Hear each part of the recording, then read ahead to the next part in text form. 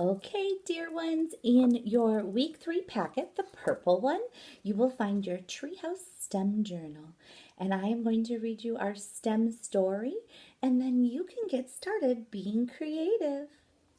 First graders, welcome back. Today is STEM day. I love when you get to do these projects. Now, here's the thing. For this project, I had included some paper, toilet paper tubes and some craft sticks. You can use all of that for this last project, or if you have some other things at home, once I read the story, you might want to use some of your tools. The story I'm going to read to you today is called Everything You Need for a Tree House.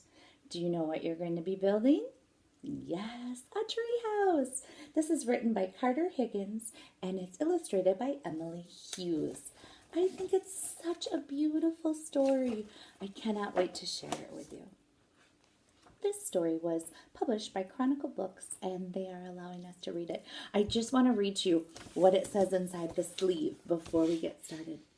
Tree houses are for wonder. Tree houses are for snacks. Tree houses are for whispers and snickers and echoes. Tree houses are for everyone. Everything you need for a tree house starts with time and looking up an image of a house of timber and rafters and wrangled, gnarled bark. Your tree may need to stand alone and mighty with the balconies of branches, so you can fling your arms wide and scout skunks in their burrows and moles in the meadows, even if you need binoculars and 10 tippy toes. Or maybe it's one soldier in an army of trees, far, far away from where you'd have to squint to see which one is yours. Is that my direct or a tangled crown? A grove of generals, your refuge in the flora. Whether solo or squished, make sure your tree is tall.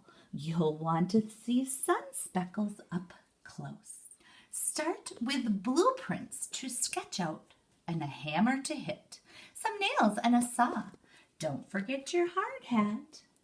And then it says, brace once and bolt twice.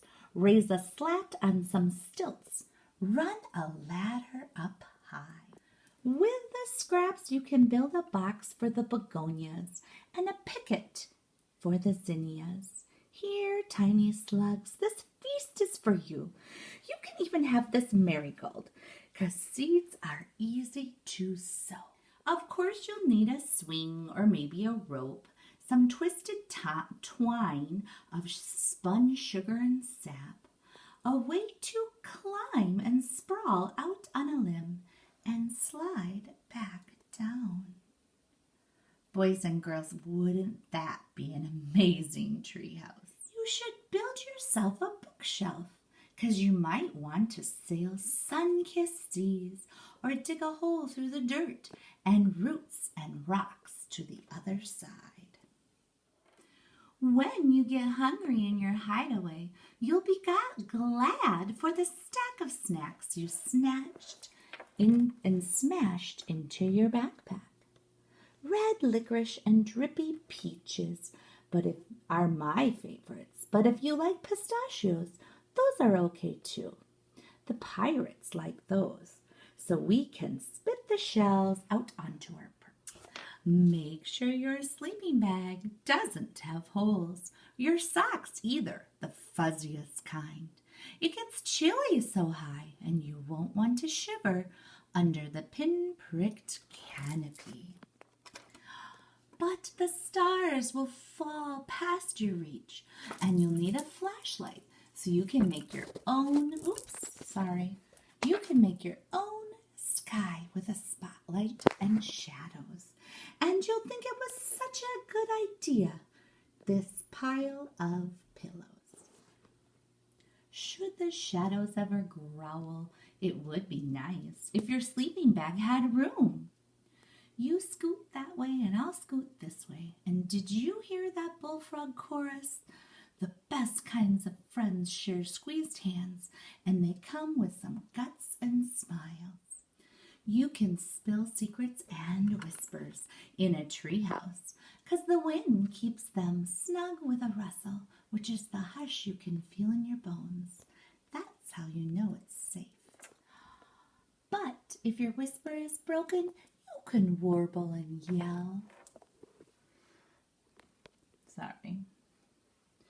The thrashers will scatter in the barn owl's echo, and the crickets will welcome the company. The begonias, the whispers, the sap, and the speckles. Everything you need for a treehouse starts with time and looking up. I just love that story. A treehouse and looking up. How many of you have a treehouse? Some of you could share your pictures with us. Just some of your own tree houses. I know this winter my son made one. I'll have to take a picture of him in it and put it on here too. Boys and girls, this is your chance to build with your STEM kit. Let's look at some of the words. So first graders, here is one example of a tree house you could build. They used some of the pipe cleaners I stuck in there, some of the popsicle sticks, and some of the toilet paper too. First graders, let's talk about the vocabulary for the STEM kit. A blueprint is a plan for a building or a machine. Try to draw your plan in your STEM journal. A perch is a place that is high up where you can sit or stand to see things far away.